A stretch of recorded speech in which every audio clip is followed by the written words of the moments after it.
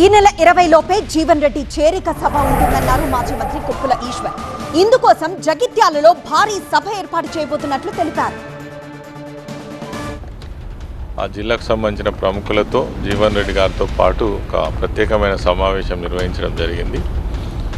వారి జైనింగ్ అనేటువంటి డేట్ ఒకటి, అదేవిధంగా పెద్ద మొత్తంలో ఒక సభ నిర్వహించి ఆ సభలో జీవన్ రెడ్డి గారి చేరికతో పాటు ఆ ప్రాంతంలో రైతులు ప్రజలు ఎదుర్కొంటున్నటువంటి అనేక విషయాల మీద కూడా కేసీఆర్ గారు స్పందించే ఆ విషయాల పట్ల డిస్కషన్ చేయడం జరిగింది.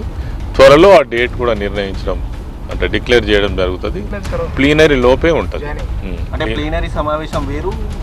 జాయినింగ్ సమావేశం వేరు, ప్లీనరీ వేరు. ప్లీనరీ ఏమో 27కు ఉంది.